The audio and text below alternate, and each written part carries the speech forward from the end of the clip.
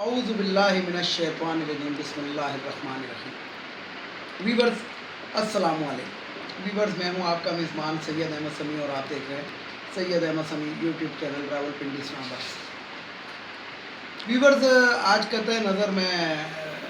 اپنی شروعات یہاں سے کروں گا کہ کل یا پرسوں سے بلکہ 5-7 دن سے ایک خبر فیس بک کے اوپر اور سوشل میڈیا پہ گشت کر رہی ہے کہ پاکستان کے ایک کامیڈین اداکار تھے عمر شریف، ان کی حالت بہت نازک ہے۔ یہ وہی عمر شریف ہیں جو کچھ دنوں یعنی کہ جب یہ ہٹے کٹے تھے تو حکومت کے بارے میں اور یعنی کہ جسے کہتے ہیں کہ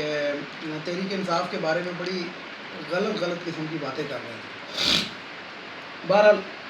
میں تو یہ کوئی نہیں کہوں گا کہ کسی کو کوئی بیمار ہو، لیکن بیماری کے اندر پھر یہ بھیک مانگنا یہ ایک مجھے نہیں اچھا لگا کم از کم۔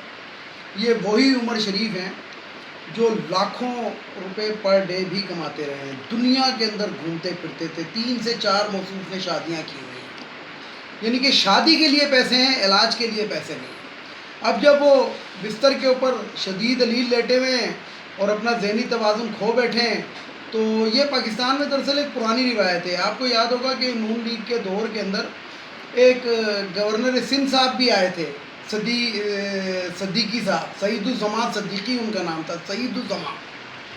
تو وہ بھی وینٹیلیٹر کے اوپر گورنر بننے آ گئے تھے اور کچھ دن کے بعد وہ فوت ہو گئے تاکہ آئندہ آنے والی نسلوں کو یا ان کی بیوی ہے ان کو گورنر کی پینشن ملتی رہے۔ میں تو اس کو یہی کہوں گا، نہیں تو اس علالت کے اندر کہ جب آپ بستر مرگ پر لیٹے ہوئے ہیں اور آپ گورنرشپ قبول کر رہے ہیں، گورنر کوئی معمولی پیشہ ہے، وہ عہدہ نہیں ہوتا، یہ وفاق کی علامت سمجھا جاتا ہے، لیکن ذاتی مفاد کے لیے یہ لوگ اس حد تک گزر جاتے ہیں۔ اب آتے ہیں عمر شریف صاحب کی طرف سے۔ عمر شریف صاحب جو ہے وہ انہوں نے اپنی ایک تصویر لگائی ہوئی ہے کہ ناک پہ بھی کچھ گھسا ہوا ہے اور کچھ عجیب و غریب سی چیزیں انہوں نے لگائی ہوئی ہیں اور جناب بہکی باتیں کر رہے ہیں اور عمران خان صاحب سے اپیل کی ہے کہ جناب مجھے ڈاکٹروں نے کہہ دیا کہ غیر ملک کے اندر آپ کا علاج ہوگا۔ تو بات یہ ہے کہ میں یہاں پہ ایک بڑی زبردست قسم کی بات بتا دوں جو شاید بہت کم لوگوں کے علم ہو کہ قائد اعظم محمد علی جناح کو بھی معلوم تھا کہ مجھے ٹی بی ہے، لیکن انہوں نے پاکستان میں ہی علاج کروایا، باہر نہیں گئے۔ پھر ایک لیفٹیننٹ جنرل تھے، اللہ بخشے فوت ہو گئے، ان کو بھی اسی طرح کا مسئلہ تھا اور ان کو لوگوں نے کہا کہ باہر چلے جائیں تو انہوں نے باہر جانے سے انکار کر دیا۔ انہوں نے کہا میرے سینے میں پاکستان کے بہت راز دفن ہیں اور میں یہ نہیں چاہتا کہ میں امریکہ جا کے علاج کروں اور امریکہ کسی طریقے سے مجھے ذہنی طور پہ وہ کر کے میرے سے وہ راز اگل لے، اس لیے میں نہیں جاؤں۔ تو عمر شریف صاحب کے تو خیر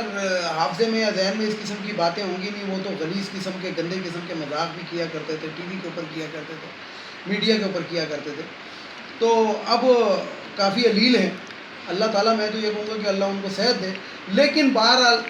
یہ جو بھیک مانگنے کی رسم ہے پاکستان کے اندر، بڑے یہ عمر شریف صاحب نے خود ہی کہا تھا کہ ہمارا وزیر اعظم کہتا تھا کہ میں کسی ملک سے قرضہ نہیں لوں گا اور اب خود قرضے مانگتے پھر رہے ہیں۔ اب یہ حالت اپنی دیکھ لیں کہ جوانی کے اندر آپ، جوانی میں کیا ابھی تک آپ لاکھوں روپے کماتے تھے، 4 آپ نے شادیاں کی ہوئی ہیں، آپ کا ایک فلیٹ جو ہے جو کلفٹن کے قریب ہے اس کی مالیت کم از کم 10 کروڑ روپے ہے، وہ آپ کی غالباً تیسری بیوی کے زیر استعمال ہے۔ تو 10 کروڑ کا فلیٹ بیچ دیں، جہان ہے تو جہان ہے، آپ علاج کرا لیں، لیکن نہیں،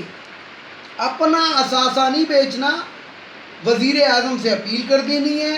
تاکہ عوام کے جو بجٹ کا پیسہ ہے، جو عوام کے ٹیکسوں کا پیسہ ہے، وہ بھی آپ کے اوپر لگے۔ تو بہرحال ویورز یہ بات میں نے بڑے اس سے کرب کے ساتھ کی ہے، اس لیے کہ پاکستان میں کتنے غریب اور نادر لوگ ہوں گے کہ جو اپنا علاج پاکستان کے اندر بھی کسی ڈاکٹر سے نہیں کرا سکتے، تو کیا وہ بھی اپیلیں کرتے ہیں؟ کیا ان کو بھی وزیر اعظم یا وزیر صحت یا کوئی جو ہے گا وہ ان کو ڈونیشن دیتا ہے؟ یا کیا ان کی اتنی اپروچ ہے کہ ان کے پاس کوئی ٹی وی کا کیمرہ مین یا جسے کہتے ہیں کسی میڈیا کا کیمرہ مین جا کے ان کی بھی چیز جو ہے، ان کی بھی بیماری ذرا سوشل میڈیا پہ ٹی وی پہ دکھائے؟ نہیں، کیونکہ جو ہمارا میڈیا اور سوشل میڈیا ہے وہ بھی انہی لوگوں کے چکروں کے اندر پڑتا ہے، غریب کو کوئی بھی نہیں پوچھتا۔ اس لیے ریاست مدینہ کے مطابق قانون سب کے لیے برابر، اس لیے علاج بھی سب کے لیے برابر، اور اگر کسی غریب کا جب علاج آپ اچھا نہیں کر سکتے تو ان لوگوں کے لیے بھی اچھے علاج کی ضرورت نہیں ہے، کیونکہ پیسہ یہ انہی غریبوں کا ہے کہ جن کا آپ اچھا علاج نہیں کر سکتے۔ یہ تو تھی وہ بات جو میں نے کرنی تھی، اس سے میں بڑا دل برداشتہ ہوا تو میں نے اس لیے یہ بات جو تھی کر دی۔ اب آتے ہیں ذرا سیاست کی جانب۔ تو آج جیسا کہ آپ کو معلوم ہے کہ پاکستان کے اندر یہ کنٹونمنٹ کے الیکشن ہو رہے تھے، تو ابھی دیکھتے ہیں کہ ان کے رزلٹ کیا آتے ہیں، لیکن بہرحال یہ جو کنٹونمنٹ بورڈ کے جو الیکشن ہوتے ہیں اس کے اندر کسی بھی امیدوار کو اس کی سیاسی پارٹی کی نسبت سے نہیں سمجھا جاتا۔ اس کے اندر وہ شخص کامیاب ہوتا ہے جو محلے گلیوں کے اندر جس کا اثر وثوق ہوتا ہے، ٹھیک ہے، اور اپنے اپنے حلقوں کے اندر، اور بعض کا تو اثر وثوق بھی نہیں ہوتا، بدماشی ہوتی ہے، بعض تو بدماشی پہ جیتتے ہیں، انہوں نے 10-20 گنڈے پالے ہوئے ہوتے ہیں، قبضہ مافیا ہوتا ہے، یہ ہوتا ہے وہ ہوتا ہے، اور وہ الیکشن جیت دیتے ہیں۔ تو میں آپ کو یہ بھی ایک حقیقت بتاؤں تو اس کے رزلٹ سے کوئی قومی اسمبلی کو پاکستان کی اس کے اوپر کوئی اثر نہیں پڑتا۔ یہ تو کھاپے ٹاپے جو ان لوگوں نے ایجاد کی ہوئے، بہرحال ابھی آپ کو پتہ لگ جائے گا کہ اس کے اندر کون کتنی سیٹیں لے رہا ہے اور کہاں سے لے رہا ہے۔ اب آتے ہیں ذرا ہم الیکشن کمیشن کی جانب۔ کل میں نے اپنی کوئی بات کی تھی الیکشن کمیشن کی بات کی، تو آج فیس بک کے اوپر بڑی باتیں آئی ہوئی تھی، میری میل میں بھی بہت باتیں آئی ہوئی تھی کہ الیکشن کمشنر جو ہے وہ تو عمران خان نے منتخب کیا، تو ان کم سمجھدار لوگوں کے لیے جن کو معلوم نہیں ہے، جن کو یہ بھی معلوم نہیں ہے کہ الیکشن کمشنر جو ہے کون منتخب کر کے گیا تھا اور کب منتخب کر کے گیا تھا، ان کی اصلاح کے لیے میں بتاتا چلوں کہ الیکشن کمشنر یہ وزیر اعظم منتخب نہیں کر سکتا، یہ وزیر اعظم اور قائد حزب اختلاف مل کے منتخب کرتے ہیں، جس طرح وہ نگران وزیر اعظم اور وزیر اعلیٰ، یہ جو ایک وہ کیا کہتے ہیں جمہوریت کے نام کے اوپر جو ایک وہ تصفیہ کیا گیا تھا پیپلز پارٹی نے اور نون لیگ نے کیا تھا، یہ اسی کا نتیجہ ہے۔ تو یہ جو الیکشن کمشنر ہے یہ پاکستان پیپلز پارٹی کے وہ جو سکھر کے سید زادے ہیں، اور یہ جو نون لیگ کے جو ہیں اس وقت جو تھے یہ شاہد خاقان عباسی، یہ انہوں نے منتخب کیا تھا، یہ عمران خان کا منتخب کیا ہوا نہیں ہے۔ اور الیکشن کمشنر یا اسسٹنٹ الیکشن کمشنر یا الیکشن کمیشن کے کسی بھی شخص کا اگر آپ نے معیار دیکھنا ہو تو یہ جو سینٹ کا الیکشن ہوا تھا اس میں یوسف رضا گیلانی جو تھا کینڈیڈیٹ تھا، جب یہ ووٹ ڈال رہا تھا تو آپ اس وقت کی ویڈیو صرف اٹھا کے دیکھ لیں کہ شہباز شریف کے لیے وہ صاحب کھڑے ہوئے تھے جو الیکشن کمیشن کے تھے، اور سینے پہ ہاتھ رکھ کے بڑی تابع داری کے ساتھ، ہو سکتا ہے انہوں نے پیر بھی چھوئے، اور شاہد خاقان عباسی کے لیے بھی کھڑے ہوئے تھے، وہ جو ایک وہ لاہور کے اندر وہ جو صادق ہے گا جو قومی اسمبلی کا اسپیکر رہا ہے اس کے لیے بھی وہ کھڑے تھے، لیکن عمران خان کے لیے اور قومی اسمبلی کے جو اسپیکر تھے اس کے لیے وہ نہیں کھڑا ہوا تھا۔ تو یہ ان کا دورہ معیار ہے، اور میں اکثر اپنی ویڈیوز کے اندر کہتا ہوں کہ نواز شریف اور زرداری نے کچھ بھی نہیں کیا، لیکن وہ ایک ایسی قوم پیدا کر گیا، ایک ایسی خادم اور ایسی غلام قوم پیدا کر گیا، اور ان غلام قوموں کو انہوں نے اپنے من پسند عہدوں کے اوپر لگا دیا کہ جو آج تک ان کی تابع داری کر رہے ہیں۔ کرپشن کا بازار اسی لیے پاکستان میں گرم ہے گا کہ انہی کے لگائے ہوئے لوگ جو ہیں وہ بڑے بڑے عہدوں کے اوپر فائز ہیں، اور وہ کرپشن کو کرپشن نہیں سمجھتے، وہ کرپشن کو کرپشن نہیں سمجھتے، وہ کہتے ہیں یہ اللہ تعالیٰ نے ہماری کمائی میں برکت دی، وہ اس کو برکت سمجھتے ہیں۔ تو یہ قوم، جس قوم کا نظریہ یہ ہو کہ نواز شریف چنگا کھاندہ ہے تو کھلاندہ بھی تو ہے، یا ایک زرداری سب پہ بھاری، تو اس قوم کا آپ خود حساب لگا لیں کہ وہ اپنے لیے کس قسم کا معیار رکھتے ہوں۔ بات یہ ہے ویورز کہ الیکشن کمیشن ایک لغو سی بات، بالکل جاہلوں والی بات کہ جناب ایلفی سے وہ مشین جو ہوتی ہے وہ خراب ہو سکتی ہے، تو ایلفی سے کیا چیز خراب نہیں ہو سکتی؟ میں الیکشن کمشنر صاحب سے پوچھتا ہوں، جو ایٹم بم کا بٹن دبایا تھا اٹامک انرجی کمیشن کے کسی لو گریڈ کے افسر نے، تو ایلفی تو ادھر بھی ڈالی جا سکتی، تو پھر پاکستان ایٹمی دھماکہ ہی نہ کرتا، اگر وہ ایلفی کا ڈر تھا نا اس بٹن میں۔ اسی طریقے سے F-16 جو اڑایا جاتا ہے تو اس کو وہ جب کسی طیارے کو گراتا ہے جو لاک کیا جاتا ہے تو اس پہ بھی ایلفی ڈالی جا سکتی ہے، تو اس کا مطلب F-16 اڑا ہی نا، F-17 تھنڈر بھی نہ، کیونکہ ایلفی ڈالی جا سکتی ہے۔ اسی طریقے سے ہر چیز کے اندر ایلفی جو ہے وہ کس چیز میں نہیں ڈالی جا سکتی، اور اس چیز کو وقتی طور پہ نکارا کس چیز کو نہیں کیا جا سکتا، یہ الیکشن کمیشن بتائے گا۔ مقصد یہ دیکھیں کہ آپ ایک چیز کو اس لیے ماننے کے لیے تیار نہیں ہیں کہ آپ کے جو آقا ہیں، بزرگوار جو ہیں، جن کا نام نواز شریف ہے یا اہل شریف ہے یا شریف خاندان ہے، انہوں نے کہہ دیا، یہ میں نہیں کہہ رہا، یہ سہیل بڑائچ نے اپنے ایک کالم کے اندر لکھا ہے کہ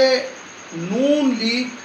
الیکٹرانک مشین کسی بھی صورت میں نہیں آنے دے گی، کیونکہ الیکٹرانک مشین سے نون لیگ نہیں جیت سکتی، کیونکہ نون لیگ ہر دفعہ دھاندلی سے جیتتی ہے۔ یہ میں نہیں کہہ رہا، یہ سہیل بڑائچ صاحب کہہ رہے ہیں، تو آپ اس سے اندازہ لگائیں۔ اور کارندہ کون ہے؟ کارندہ وہی بنا ہوا ہے، لیکن عوام کی طاقت کے آگے یہ میں آپ کو بتا دوں کہ جہاں پاکستان کی 22 کروڑ عوام کے اندر بے وقوفوں کی بھرمار ہے، تو وہاں پہ عقل مندوں کی تعداد بہت زیادہ ہوتی ہے، اور پڑھے لکھے لوگ جو ہے وہ بڑی تیزی سے نکل کر سامنے آ رہے ہیں۔ خاص طور پہ جو اسٹوڈنٹس ہیں، اسٹوڈنٹس سب کا، میں نے 2018 کے الیکشن میں دیکھا یہ کہ ماں باپ جو تھے وہ تحریک انصاف کو ووٹ نہیں ڈالنا چاہتے تھے، میں نے خود نہیں ڈالا، لیکن ان کے بچوں نے ان کو مجبور کیا کہ عمران خان کو ووٹ ڈالیں، اور ان کے ماں باپ کو ڈالنا پڑا۔ اور اب وہی بچے وہ یہی لفظ کہتے ہیں کہ ہم نے عمران خان کو آٹا، گھی، چینی، چاول، دال ان کو سستا کرنے کے لیے وزیر اعظم نہیں بنایا تھا، ہم نے تو کرپٹ لوگوں کو لٹکانے کے لیے بنایا تھا۔ تو جتنے بھی لوگ ہیں، اچھا یہاں پہ میں ایک اور بات بھی کر دوں، ایک اپنے طاقتور حلقے سے، جو ادارہ طاقتور ادارہ ہے پاکستان کا سب سے بڑا، کہ کسی قسم کی رعایت کسی کو دینے کی آپ کو ضرورت نہیں ہے، آپ کو اپنا منہ کالا کرانے کی ضرورت نہیں ہے۔ یہ جو سوشل میڈیا پہ ایک ٹرینڈ آپ لوگوں کے نام سے بنایا جا رہا ہے، آپ لوگوں کو بدنام کرنے کے لیے، کہ جناب بلاول بھٹو آ جائے گا یا شہباز شریف آ جائے گا، ان کی کہانی ختم ہو چکی ہے، لیکن آپ کے نام کے اوپر جو ہے یہ جو ایک گیم کھیلا جا رہا ہے، اس کو ذرا سا سمجھیں اور اس کی بھرپور آ کے تردید کریں، جیسے آصف غفور کرتا تھا، جنرل آصف غفور آ کے تردید کرتا تھا، اس طریقے سے اس کی تردید کریں کہ ہم حکومت کے ساتھ ہیں، ہم دوسرے لوگوں کے ساتھ نہیں ہیں۔ جب تک یہ حکومت قائم ہے ہم اس حکومت کا کہنا مانیں گے، ہم کسی اور کا نہیں مانیں گے۔ ویڈیو کو لائک کریں، شیئر کریں، سبسکرائب کریں، بیل آئیکن کے بٹن کو ضرور دبائیں تاکہ میری نیکسٹ ویڈیو آپ کو مل سکے۔ اس کے ساتھ ہی اجازت چاہوں گا، لیکن اجازت جانے سے پہلے کچھ جملے جو میرے روایتی جملے، ایک تو ان افغانیوں کو ہمارے ملک سے جانا چاہیے، ایک یہ خواتین کی مخصوص نشستیں قومی اسمبلی، صوبائی اسمبلی، سینٹ سے ختم ہونی چاہیے، تیسرے نمبر پہ وہ جو بھگوڑا لندن میں بیٹھا اس کو واپس آنا چاہیے، اور سب سے اخیر کے اندر ہماری عدلیہ کو انصاف دینا چاہیے، اور ایک وہی معیار رکھیں جو ایک غریب کے لیے اور ایک امیر کے لیے برابر کا معیار رکھیں۔ یہ نہیں ہے کہ جناب مریم صفدر صاحبہ جو ہے خاتون ہے، اس لیے ان کو ریلیف دیا جاتا ہے اور وہ اپنے باپ کی تیمارداری کے لیے ان کو ضمانت دی جاتی ہے، لیکن ایک غریب لڑکی، ایک غریب عورت جس کا کوئی پرسان حال نہیں ہے، اس کو ضمانت نہیں دی جاتی، بے شک اس کا باپ مر بھی جائے۔ میں نے ایک تصویر دیکھی تھی، اس کے اندر ایک شخص اپنے بچے کو دفنانے کے لیے ہینڈ کف کے اندر آیا ہے، تو میں کہتا ہوں لعنت ہے ایسے انصاف کے اوپر، لعنت ہے ان انصاف پرووائڈ کرنے والوں کے اوپر، کہ جو شہباز شریف کو تو عدالت سے ضمانت دے کے جاتی عمرہ رہنے کی اجازت دیتے ہیں، اور ایک غریب جو ہے وہ ہینڈ کف لگا ہوتا ہے اور وہ اپنے بچے کو قبر میں اتار رہا ہوتا ہے۔ تو ایسے فرعون جو بیٹھے ہوئے ہیں بڑی بڑی کرسیوں پہ پیرا جما ججز کے روپ کے اندر، میں کہتا ہوں کہ لعنت ہے ایسے لوگ۔ اس کے ساتھ ہی اجازت چاہوں گا تمام دیکھنے والے سننے والوں کو، اللہ حافظ، اور آخر میں وہی نعرہ، پاکستان زندہ باد۔